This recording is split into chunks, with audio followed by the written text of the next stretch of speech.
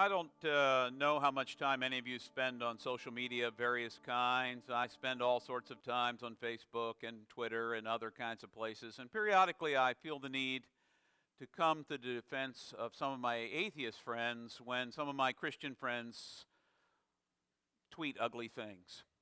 Uh, and I use the word friends very lightly. I don't know any of these people on Twitter, and it's not my job to defend them. But periodically, so one day, it wasn't that recently, in all honesty, I was on Twitter paying attention to an ongoing debate about God, which I always find adventuresome, because how do you talk about God in 240 characters? But, you know, people can do it, I guess, or not talk about God in 240 characters, but they do.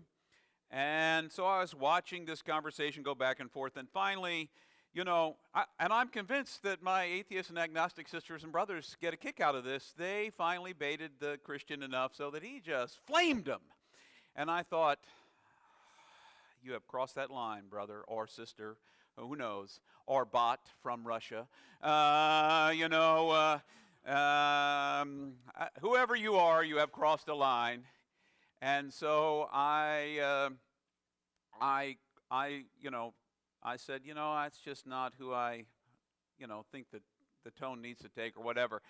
And so then the funny thing is, instead of feeling defended, my atheist friend decided that it was time to go after me. And it was an adventure. We went back and forth, and I talked a little bit about what I saw about God and how big the love was. And we talked about evolution, and we talked about greatness. We talked about all this big stuff. And I thought we were having this wonderful conversation. And he said, but you have not showed me any proof. Show me proof. And I talked about some things, and then he said, but that's not proof.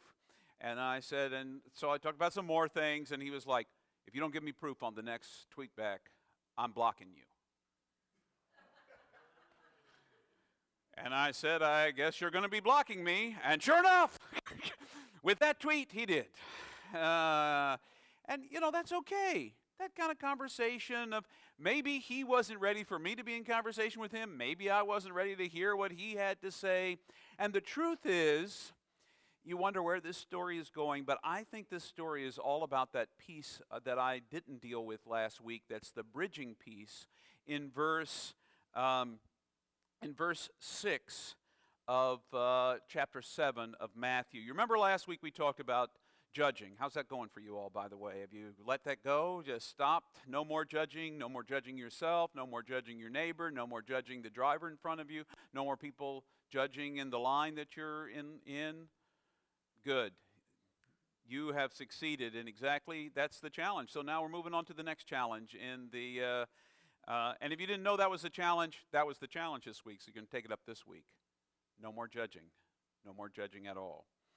But speaking of judging, here we go in verse 6. Let me read this to you.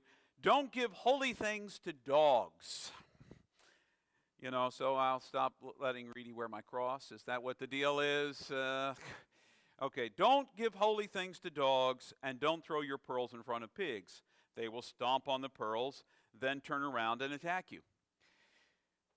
I was thinking about this really delightful verse this week because I was like, what does that have to do with the don't judge piece or the seek, ask, and find piece that comes after it? And I thought, you know what that is? That's a wonderful bridging piece.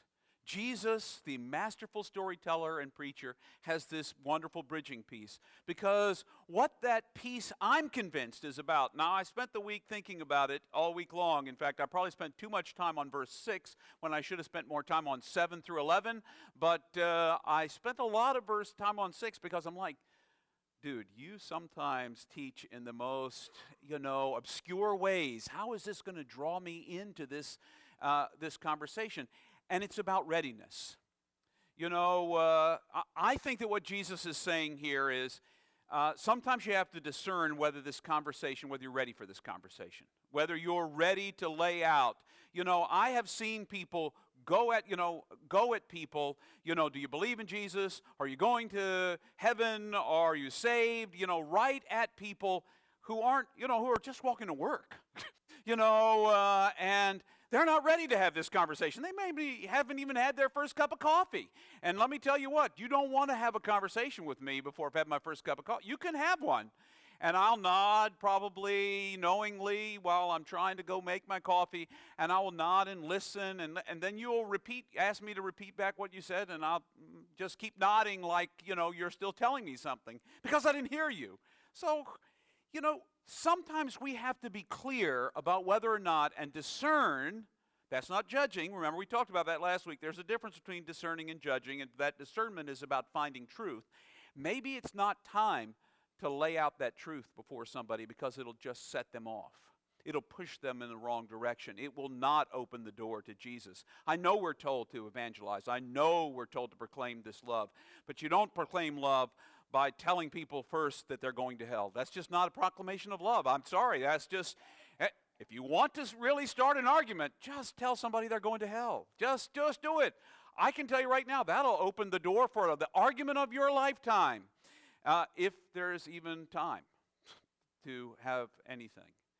Conversations are about listening and responding and going back and forth. So right after this piece that bridges us from discernment about timing comes this kind of endless, wonderful piece that I love that Jesus says. After that piece, I was like, I really need something a little lighter, Jesus. And he's like, okay, fine. Ask and you will receive. Search and you'll find. Knock and the door will be opened to you. For everyone who asks receives. Whoever seeks finds. And to everyone who knocks, the door is opened. Who among you will give your children a stone when they ask for bread? Or give them a snake when they ask for a fish? If you, who are evil, know how to give good gifts to your children, how much more will your heavenly Father give good things to those who ask him? As I thought about this piece, what a wonderful piece it is about seeking, knocking, and asking. All three pieces. Now, what's interesting to me about them is there's no timetable that's listed here. Ask and you'll receive. It doesn't say now. It doesn't say 15 minutes from now. It doesn't say tomorrow. It doesn't say in a week or a month or a year or in this lifetime. It doesn't say that. It says ask and you will receive. Seek and you will find. Knock and the door will be opened. In God's timing. And I began to think, what about God's timing? Because, sometimes God is not on my time. And I don't know what God is. Does not God keep his little watch set to my watch? I need him to set it to mine. Look, do you know what time it is? It is, come on Fitbit, you can't do it with my Bible, 11:35. It's 11:35. I know what time it is. Time to get wild and loose, whatever. So, God, can't you get on my time? Can't you get on my time? Because I don't have time for your time. I'm busy. I want to seek and find now. Where's the now in that verse? Ask and receive now. Knock and the door gets open now. And God's like, James, I just said seek and you'll find. Knock and the door will be opened. Ask and you will receive. Not when. It's not a now thing.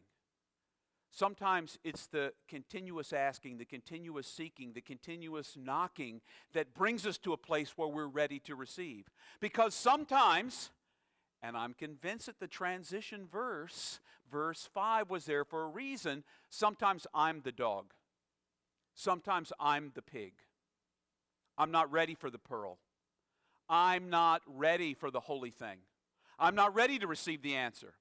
I began to think about this especially now because recently as I've been doing all this heavy reading for the Living School, I realized that if I did this heavy reading 10 years ago, I wouldn't have gotten half of what I read. And sometimes I don't get half of what I read anyway, so I would get zero of what I read. That the experience would come at me in a whole different way. That this is the right time. This is the right time for me to be doing it. This is the right space in my life to be. And God knows that 10 years ago, I was the dog. There's nothing wrong with being the dog. Jesus doesn't say dogs are bad. Dogs aren't ready. If you throw holy things in front of them, they're going to trample them. It didn't say anything now, of course, pigs were unclean. Jesus uses the unclean image. You throw the pearl pearl of great value, there's something of great beauty in front of the pig. The pig doesn't know any better, it's going to stomp it, and maybe because they're hungry and pearls don't, provide much sustenance, they're going to eat you. I don't know. I don't know exactly what that was supposed to mean, except that sometimes I'm not ready. I'm not at that place where God is prepared to answer what I ask, or, let me find what I was seeking, or open the door. Those are all timings that are outside of my control, and I don't like that. But that's a part of faith. That's a part of the journey of faith. That doesn't mean stop asking because you're not going to get it when you want it. Don't be throwing a tantrum, my dear friends, like sometimes your pastor does when God doesn't answer when I expect. I mean, straight up, I would like to tell you that I have this perfect faith life. I'm sure you think that for the other 167 hours of the week, I'm out there just floating on a cloud. You can see me with my legs crossed, just floating up there, sitting on a cloud, and Jesus floats by and says, James, you're just doing so wonderfully. Keep floating. And you just keep floating by, and maybe an angel goes by, and Moses says, hey, dude, what's up today? I've been thinking about the Ten Commandments, and he's like, dude, didn't I do a good job? Yeah, okay, it floats on by. I just want a picture in my mind. But that's not what happens. I go into real life just like all of you do. And I leave this space, and I go out and I talk to real people. Not that you're not real people, but I sometimes think that you need to be on your best behavior because, after all, it is Pastor James. And he has that special connection to God, which I'll just give you a heads up. I don't want to ruin it for you. My connection is no better or worse than any of yours. And I don't float on a cloud most of the week. And sometimes I really drop the ball, and sometimes I am not ready for what God offers me. And sometimes I'm not paying attention when He offers it. Sometimes I'm not paying attention, and He has to offer it again and again. And you see, I need to learn to do what that next section talks about. After it talks about seeking and knocking and asking, it says, and you heard me, who among you will give your children a stone if they ask for bread? Or give them a snake if they ask for fish? If you who are evil know how to give good gifts to your children, how much more will your heavenly Father give you good things to those who ask Him? It's all a matter of trust. And see, this is the hard part of faith. This is why it's really easy to not do this faith thing if we're really honest with each other. It'd be much easier not to do it because it requires me to trust in a being I can't see. It requires me to live into every day in love when I'm not always feeling that river of love that is around me all the time. Paul was absolutely right when he preached that wonderful sermon to the Athenians, and he said, in God we live and move and have our being. But I want to feel it. I want to feel it all the time. I want it to be rushing on me so hard that I can't mistake it for anything else. And it's not like that. Sometimes it is. Sometimes it is for me like a vast openness that I cannot even speak of because there are no words. And then sometimes it's just trying to be patient while I'm chopping something up in the kitchen. And Linda wants to get on this side where I'm chopping and I'm holding a sharp instrument. And so then I'm moving the sharp instrument over here with all the stuff, and some of it drops on the floor. And I'm having some thoughts about the things that are dropping on the floor and the knife that I'm holding. And, enough said. Enough said. Not any bad thoughts, of course, honey. Not about you. And we actually now have all this space in the kitchen because you all did a renovation on the parsonage kitchen, and we are just 2 thumbs up in there because I almost never get in Linda's way or she in mine. When 4 of us are in there, it can be a little bit much, but I think that's every kitchen. The long and short is, in this dance, we have to learn to trust that God will do what God needs to do when God needs to do it. And trust is so hard. Trust is so hard because In our lifetimes, we've been wounded by trust. We trusted somebody who let us down. And sometimes it's not even intentional. We trusted them to say they would do something, and then they tried and they couldn't get it done. Or they didn't show up when we thought they would. Or whatever. You know, you came on a Sunday morning, there was the promise that James might say something inspirational, and he dropped the ball again. He dropped the ball again. You know, that kind of thing. You just never know. You never, ever know, but you have to trust. God says and promises that if we can trust, that our seeking won't be in vain, our asking won't be in vain, our knocking won't be in vain. It just won't always be the way we expected it. And that's the hard part of this journey of faith. Because I want a little bit more control. I want a little bit more control. And apparently I just have to surrender and abandon myself to the endless love that is God and trust that somehow in the midst of it all, God will speak a word of love through me and will move through me and will use my life in whatever way God chooses.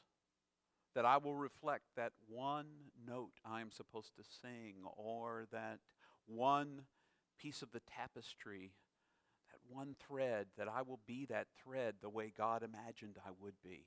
A brilliant red instead of a dull green or something. Whatever I'm supposed to be, God will use that. But it requires trust. And that's why faith isn't for the faint of heart. If you think that this is the easy ride, you know, I talk to people all the time who say, well, you know, faith is a crutch. It's, you know, it's for the faint of heart. It's for those who can't stand on their own.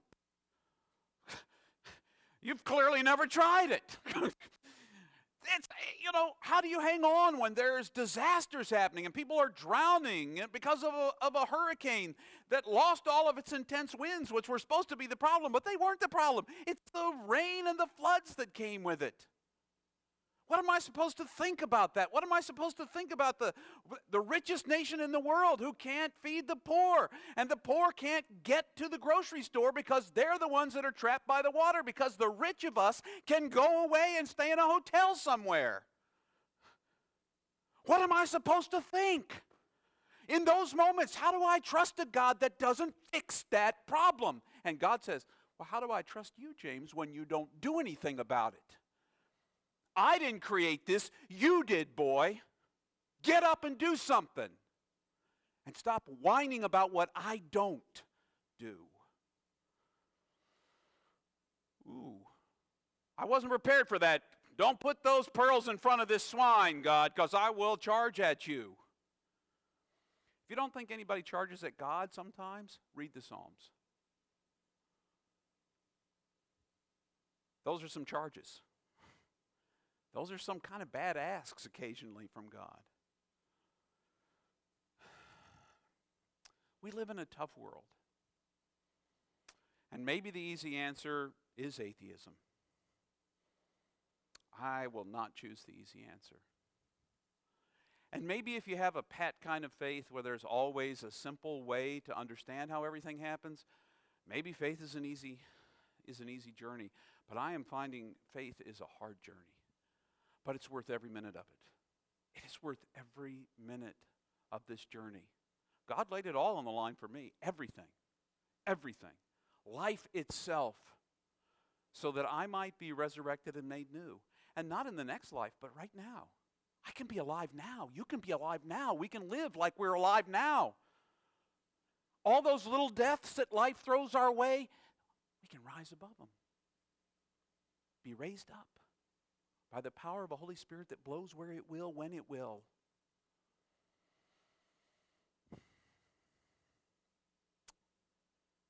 Jesus preached this sermon on a mount and invited us to be disciples. And he never promised it was going to be easy. Did you hear the 8 sermons, by the way, on the Beatitudes? Blessed are the poor in spirit. Oh yeah, that's real easy. I got that one down. You know, blessed are the merciful. Oh, I got that too. So does Megan. I know, because she told us. She told us how hard it was for her. The whole sermon is hard. And it reshapes us to a life that's full. To a life that's full and fully livable every single day. Don't miss it. Don't miss out. Don't miss out on this life. So your assignment. I try to do these every week. First of all, stretch your trust a little bit. Maybe you've been seeking, maybe you've been asking, maybe you've been knocking for a long time. And you just get tired of pounding on the door. You don't want to be pounding in the middle of the night. You'd like to be sleeping in the middle of the night.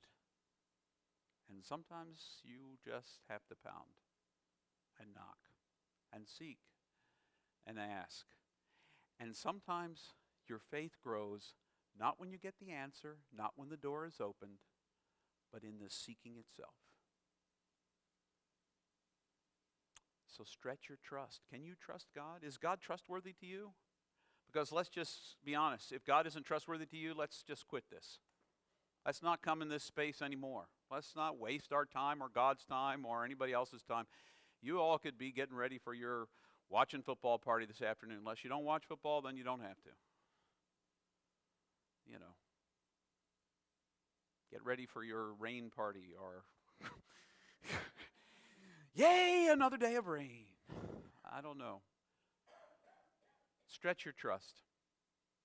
Beyond stretching your trust, you need to keep awake. It is real easy to fall asleep and miss the little nuggets of wonder that God gives us every single day. You know, I used to talk all the time about driving in the car. Jim Finley, who is one of the core teachers in the Living School, says, you know, you can treat your car any way you want to when you're out on the road. But he says he treats it like his little hermitage. You know, he's on his way to work. He can't go any faster than the person in front of him, and the person behind him can't go any faster than he's going. So while he's going, he just uses that as a time to be with God, alone in his little space. Now, if you're commuting with about 6 other people, you can't do that necessarily. But if you're by yourself in your car, like 93% of Americans apparently are, you have this moment in your hermitage. It can be your space. You can reclaim that space as sacred space. And if it takes you 3 hours to get to work, you got 3 hours with Jesus you didn't have. Yeah, you probably made your boss a little uncomfortable, but you know, life is like that. You got 3 hours with Jesus. You can see it how you choose to see it, but keep awake for those moments when you can be there and in the presence. Never give up seeking. Never give up asking. Never give up knocking. Because those who seek will find, and those who knock will have the door answered, and those who, whatever the last one was, ask, will receive.